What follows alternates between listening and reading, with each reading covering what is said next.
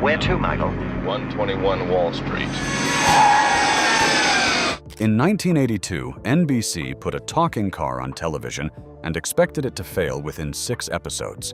The premise was absurd. The lead actor was unknown. The budget was modest. And the car, a modified Pontiac Trans Am with a red light on the front and a synthesized voice, was supposed to be the star. Every serious television executive in Hollywood thought this was a terrible idea. 40-plus years later, that car is one of the most recognized vehicles in entertainment history. So what exactly did everyone miss? Knight Rider wasn't just a show about a man and his car. It was a cultural phenomenon that arrived at precisely the right moment in American history, when the relationship between humans and technology was beginning its slow, irreversible transformation, and audiences were hungry for a version of that future that felt exciting rather than threatening. The show gave them a machine that was loyal, witty, and indestructible. It gave them a fantasy of technology as a partner, and it did it with a budget that wouldn't cover a single episode of modern prestige television. 15 facts, 15 stories. And by the time we reach number 1, you'll understand why a show that many people wrote off as shallow entertainment was actually doing something far more interesting than it appeared. Let's get into it. 15. The show was born from a lawsuit nobody talks about. Most people who know the origin story of Knight Rider know the broad outline. Glenn Larson created it. NBC greenlit it. It became a hit. What that version of the story leaves out is considerably more interesting. Glenn Larson was, by the early 1980s, one of the most prolific television producers in Hollywood. He had created Battlestar Galactica, Magnum P1, Buck Rogers in the 25th Century, and The Fall Guy, among others. He was a machine of commercial television production, with an instinct for concept-driven shows that could be pitched in a single sentence. But Larson also had a well-documented reputation, acknowledged within the industry, for drawing heavily on existing properties when developing new ones. Knight Rider shares more than a passing resemblance to the Lone Ranger, a masked hero operating outside official channels, accompanied by a loyal partner, pursuing justice in a world where the law can't always reach. Larson was also aware of a 1977 show called Ottoman in development, and various contemporary ideas about artificially intelligent vehicles. The specific combination of elements that became Knight Rider was, by Larson's own characterization, an attempt to update the Lone Ranger mythology for the technology age, with KTT standing in for silver.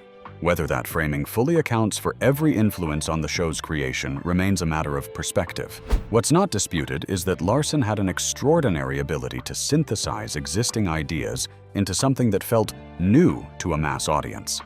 Knight Rider was the product of that instinct working at full capacity.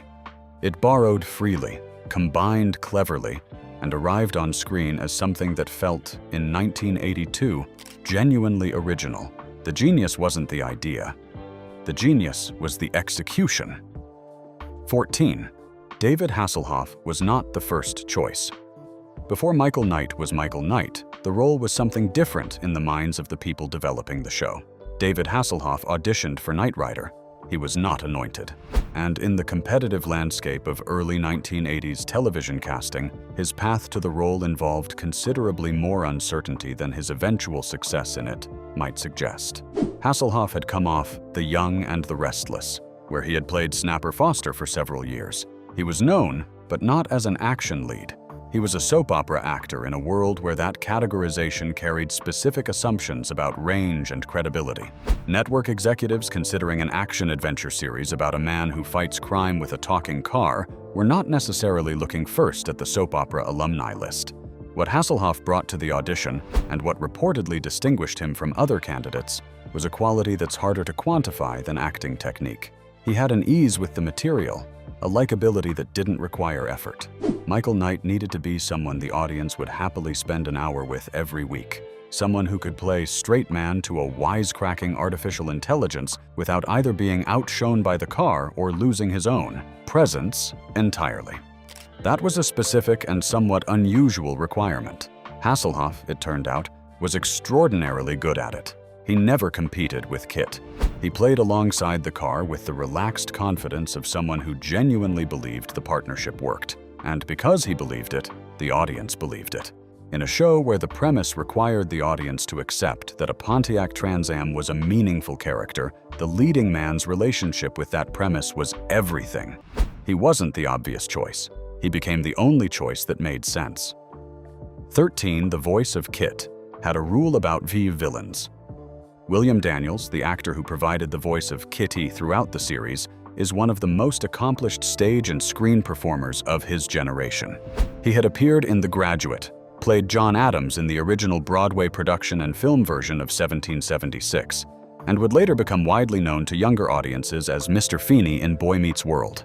He was, in other words, a serious actor with a serious career, and his relationship with Knight Rider was, by his own account, somewhat complicated. Daniels agreed to voice Kit under conditions that the production ultimately respected. He did not want to be publicly credited for the role for a significant portion of the show's run. This wasn't false modesty. Daniels had concerns about how the role would be perceived, whether providing the voice of a talking car would be seen, in the context of his theatrical reputation, as beneath the dignity of his broader career.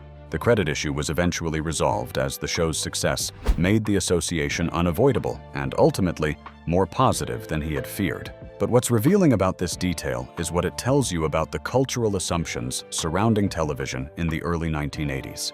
Even at a moment when television was the dominant entertainment medium in American homes, the hierarchy between stage, film, and television work was still very much alive in the professional calculations of serious actors. Daniels brought to Kit something that cheaper alternatives would not have provided. His voice had authority.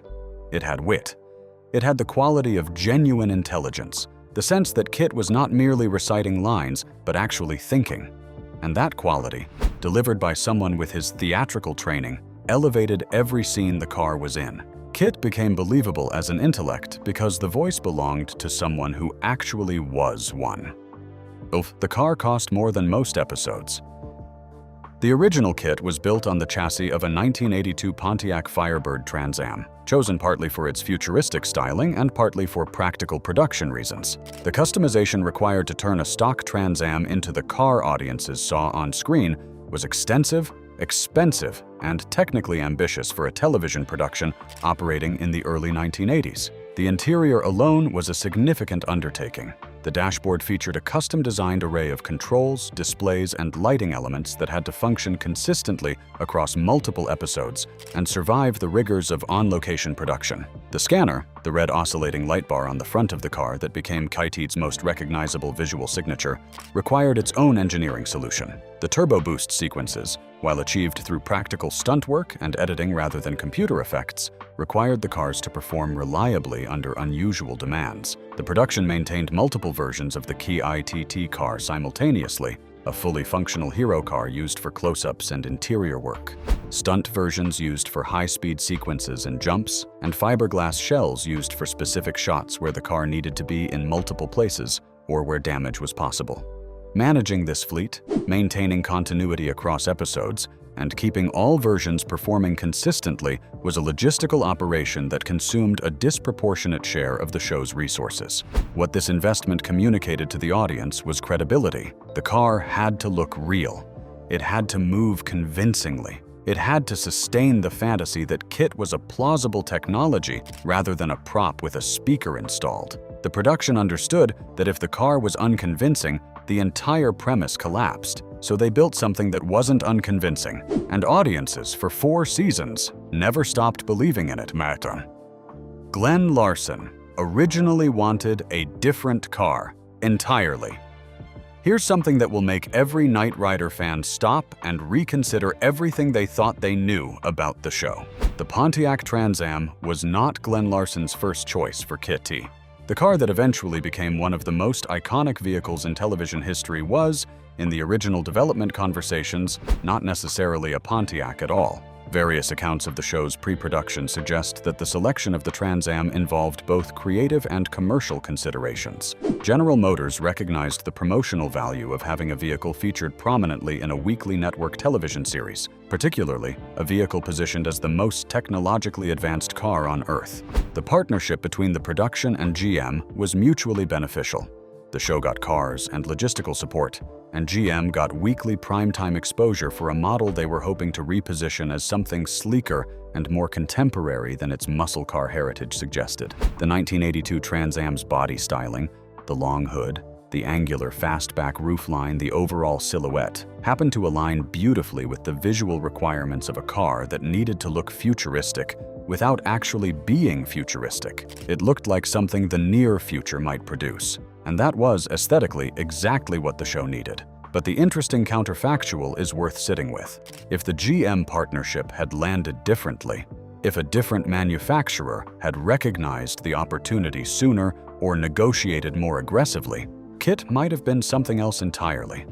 A different car, a different silhouette, a different visual identity. The cultural footprint of Knight Rider is inseparable from the specific look of that black Trans Am. Change the car, and you potentially change everything. The right car at the right moment turned a concept into an icon. The theme music almost wasn't synthesized. Stu Phillips composed the Knight Rider theme, the propulsive, synthesizer-driven piece of music that announced every episode and became one of the most recognizable television themes of the 1980s.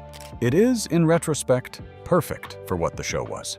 Sleek, technological, slightly cold, and yet somehow exciting. It sounds like what 1982 thought the future felt like, but the path to that sound was not predetermined. Phillips was working in a period when television music was in genuine transition. The orchestral traditions that had dominated television scoring for decades were being challenged by synthesizer-based production, cheaper, faster, more flexible, and increasingly capable of sounds that traditional orchestras couldn't produce. The choice of how to score Knight Rider was, in the early 1980s, not obvious. It was a creative and commercial decision with real stakes. Phillips went synthetic, and in doing so, he made a choice that perfectly mirrored the show's subject matter. A show about a technologically advanced car deserved a score that sounded like technology. The cold precision of the synthesizer was not a compromise. It was a statement. The music and the premise were making the same argument simultaneously. The future is here, it's a bit inhuman, and it's magnificent. If you grew up with Knight Rider, there is almost certainly a Pavlovian response hardwired into your nervous system. Hear those opening notes and something happens. Some combination of excitement and nostalgia that bypasses rational evaluation entirely. That's what a great television theme accomplishes. It doesn't just introduce a show, it becomes permanently associated with a feeling. Stu Phillips built that association in the space of a few bars, and it has never weakened. 9. The show predicted technology that now exists. This is the point in the story where the show stops being nostalgia and starts being something more interesting. Knight Rider premiered in September 1982. The consumer internet did not exist in any meaningful form. Personal computers were a novelty. GPS navigation was a military technology unavailable to the general public. Voice-activated systems were science fiction. Self-driving vehicles were the territory of academic research papers and futurist speculation. KITT had all of these things. KITT navigated autonomously. KITT communicated verbally and responded to voice commands. KITT had access to databases that could retrieve information relevant to whatever situation Michael Knight was facing. KITT could be summoned remotely. KITT could assess mechanical and situational conditions in real time and report on them. We now call these things GPS, Siri, internet connectivity, keyless entry, and diagnostic systems. They exist in various forms in most modern vehicles. They are, depending on your vehicle and your preferences, either essential tools or intrusive technology. But in 1982, they were the fantasy of a television writer trying to imagine what a truly advanced car might do for its driver. The fact that Knight Rider's technological vision has been substantially realized, not all at once, not in a single package as dramatic as KIT, but piece by piece, feature by feature, across 4 decades of automotive and digital development, is one of the more remarkable things about the show in retrospect. It wasn't predicting the future with any scientific rigor. It was imagining a partnership between human and machine that felt emotionally satisfying, and the technology eventually grew toward that vision. That's either a coincidence or evidence that the stories we tell about the future have more influence on what gets built than we usually acknowledge. 8. Hasselhoff and the car had a contract dispute. If you enjoy stories about the unexpected complications of television stardom, this one will not disappoint you. And if this is the kind of deep dive storytelling you come here for, take a second and subscribe. There's always more behind the scenes than the finished product lets on. As Knight Rider grew into a genuine hit, climbing the ratings, generating merchandise, making David Hasselhoff a recognizable face in markets beyond the United States, the question of how success should be reflected in the show's principal talent became complicated. Hasselhoff, by various documented accounts, pushed for recognition commensurate with the show's performance. This is a completely standard dynamic in successful television. Actors whose shows become hits seek to renegotiate their positions relative to that success. What made the Knight Rider situation somewhat unusual was the question of who exactly was the star. The producers understood, and audience research apparently confirmed, that Kit was at least as significant a draw as Michael Knight. Some surveys suggested the car was more popular. This created an interesting negotiating landscape. How do you reckon with a leading man's contract demands when your other leading character is a Pontiac Trans Am with no union representation? The situation was resolved in the way most Hollywood contract disputes are resolved, through negotiation, compromise, and the practical recognition that a show doesn't function without its central talent. But the underlying dynamic it revealed says something worth noting about Knight Rider's peculiar creative ecosystem. The car was genuinely competitive with the human lead for audience affection, and everyone involved knew it. That's not an insult to Hasselhoff. It's a tribute to how completely the show made Kit feel real. 7. The show changed how car manufacturers thought about product placement. Before Knight Rider, product placement in television was a relatively unsophisticated practice. Brands appeared in shows, characters drank certain sodas and drove certain vehicles, but the integration tended to be passive. The product existed in the frame without the narrative actively reinforcing its qualities. Knight Rider changed this calculus in a specific and documented way. The show didn't just feature a Pontiac Trans Am. It built the entire premise around the vehicle's capabilities. Every episode was structured around situations in which Kit's specific features, speed, technology, intelligence, durability, were essential to the resolution. The car wasn't in the show. The car was the show. General Motors understood what this meant for how audiences related to the Pontiac brand. Viewers weren't just seeing a Trans Am on screen. They were spending an hour each week watching that car be indispensable, sophisticated, and heroic.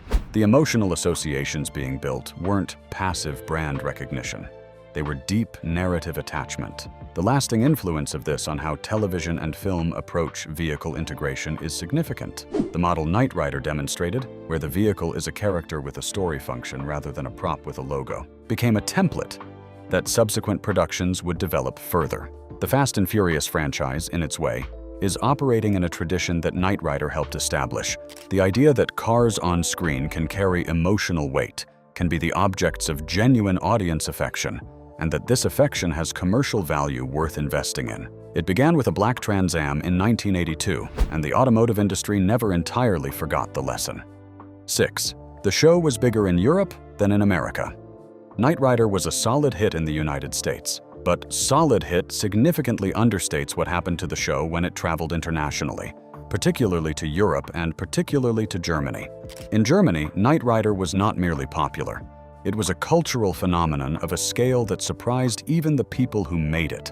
Hasselhoff, already a recognizable figure through the show, became something approaching a genuine celebrity in German popular culture in a way that his American profile didn't quite match. The show's combination of American highway mythology, technological optimism, and straightforward heroism resonated powerfully with European audiences in ways that are, in retrospect, not difficult to understand, but were not anticipated at the time of production. The German connection eventually culminated in Hasselhoff's music career, which itself became a significant phenomenon in German-speaking markets. His song, "Looking for Freedom," reached #1 in Germany and Austria in 1989, and his performance near the Berlin Wall during the New Year's celebrations following its fall became one of the more surreal images of that extraordinary historical moment. An American television star singing pop music on a crumbling wall at the hinge point of European history. The chain of events that led from Knight Rider to that moment is genuinely improbable,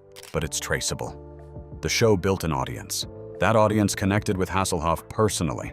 That connection created the context for a music career, and that music career put him on a wall in Berlin in 1989. Knight Rider didn't cause German reunification, to be clear, but the show's international reach created a cultural thread that, followed carefully, leads to one of the most photographed nights of the 20th century. 5. The episodes were used as a training ground for future directors. Television production in the 1980s functioned, in many cases, as a practical training environment for directors who would later do significant work in film and other media. The episodic structure, the compressed schedules, and the volume of material meant that directors who could work quickly, solve problems on location, and deliver consistent results were in demand. And those skills translated directly into professional credibility that opened other doors. Knight Rider was part of this ecosystem. The show's production was demanding: location shooting, stunt coordination, a complex practical prop in the form of KITT, and the need to produce consistent quality episodes on the schedule that network television required. Directors who worked on the show gained experience with precisely the kinds of challenges that professional television and film work demanded. Several individuals who worked in the production apparatus of Knight Rider went on to careers of greater scope and visibility, applying skills developed in the compressed, problem-solving environment of episodic action television. The show was, in this sense, a professional development engine operating beneath its entertainment function, producing not just episodes for audiences, but competencies for the people making them. This is true of many successful shows from the era, but it's worth naming in the context of Knight Rider specifically, because the show's reputation tends to rest on its cultural impact rather than its production craft. The production craft was genuinely demanding, and the people who met that demand built something with their experience. 4. KITT's interior was rebuilt multiple times per season. The interior of KITT, that remarkable dashboard with its talking displays, blinking lights, and the distinctive oscillating scanner scope, was not a fixed element that was built once and maintained throughout the series. It was rebuilt, modified, and updated with sufficient regularity that the dashboard audiences saw in Season 1 was meaningfully different from what appeared in later seasons. This happened for several reasons. First, the practical demands of production were hard on the interior components. Equipment broke under the stress of filming. Lights failed. Displays malfunctioned. Custom components needed replacement. Second, the production team made deliberate choices to update the dashboard's appearance as technology available for the prop evolved. What was achievable with practical electronic components in 1982 was different from what was possible 2 years later, and the team took advantage of that. Third, and this is the detail that reveals something about the production's ambition, the team periodically refreshed the interior to keep KITT's cockpit looking genuinely advanced rather than dated. They understood that technology ages faster than human drama, and that an audience watching in 1985 would bring different baseline assumptions about what futuristic technology looked like compared to an audience watching in 1982. Keeping KITT credible required continuous maintenance of that credibility. The result was a prop that evolved subtly across the show's run in ways that most viewers never consciously registered, but that contributed to KITT remaining visually convincing across 4 seasons. That kind of production intelligence, the awareness that verisimilitude requires ongoing investment, not just initial effort, is one of the under-acknowledged reasons the show held together as well as it did. 3. The show created a new type of television hero. Michael Knight, as a character, occupies an interesting position in the history of the American television hero. He was not a cop. He was not a spy. He was not a private detective or a lawyer or a doctor. He was a man who had, by the backstory the show provided, essentially died and been given a new identity, a new face, a new name, and a new mission. He operated entirely outside official channels. His authority derived not from institutional position, but from the mandate of the Foundation for Law and Government, a private organization pursuing justice in cases the law couldn't or wouldn't address. This archetype, the lone operator with specialized resources, functioning outside the system, accountable to no government and no bureaucracy, was not new to American storytelling in 1982. But Knight Rider presented it in a specific package that proved extraordinarily influential. Michael Knight combined physical capability with technological amplification in a way that anticipated, in rough form, the kind of heroes that subsequent decades of action storytelling would develop further. The man-plus-machine partnership at the center of Knight Rider, where human judgment and machine capability operated as a complementary unit rather than a hierarchy, was a narrative model that proved adaptable to an enormous range of subsequent stories. The Iron Man films, in their fundamental structure, are operating in a tradition that Knight Rider helped define. The hero whose effectiveness depends on a technological partnership, where the technology has personality and the partnership has emotional dimension. Knight Rider didn't invent this model, but it delivered it to a mass audience in a form simple enough to be widely absorbed and durable enough to be repeatedly revisited. That's a specific kind of cultural contribution, and it's more significant than the show usually receives credit for. 2. The cancellation was handled in a way that still frustrates fans. After 4 seasons, Knight Rider ended in April 1986, and the manner of its ending is a subject that still generates discussion among people who watched it. The show didn't conclude with a dramatic finale that acknowledged its own significance or gave Michael Knight and Kit a proper send-off. It was canceled, and the final episode was a regular episode, not designed as a series conclusion, not positioned as a meaningful farewell, not given the kind of ceremonial closure that the show's cultural footprint might have warranted. This was not unusual for network television of the era. Cancellation decisions frequently came too late in the production calendar to allow for revised finales, and networks in the 1980s did not yet have the culture of series finales that developed in subsequent decades.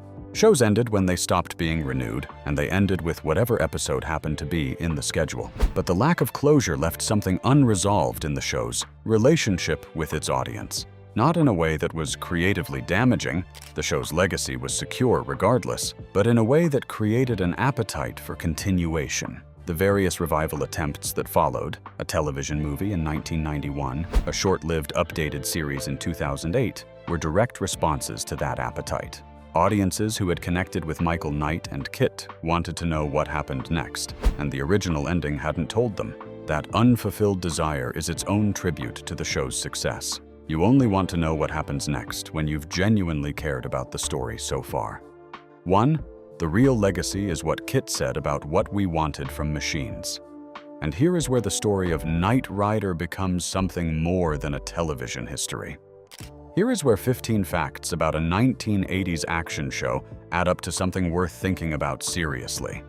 Kit was not designed in the writer's room as a philosophical statement. It was designed as a plot device, a machine that could solve problems, deliver exposition, create tension, and provide the show's second lead with dialogue. But what audiences responded to in KITT, the quality that made the car genuinely beloved rather than merely useful to the narrative, was something that the writers had built into the character almost instinctively, perhaps without fully understanding why it worked. Kit cared about Michael Knight, not as a programmed function, as a genuine preference.